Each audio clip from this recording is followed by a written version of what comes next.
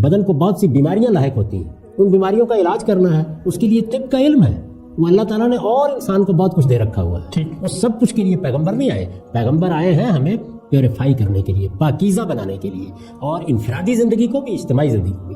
بہت سے لوگ اس لفظ کو سنتے ہی، کیونکہ یہ صوفیہ نے بہت استعمال کیا ہے، تو کہتے ہیں یہ تو انفرادی بات ہوئی۔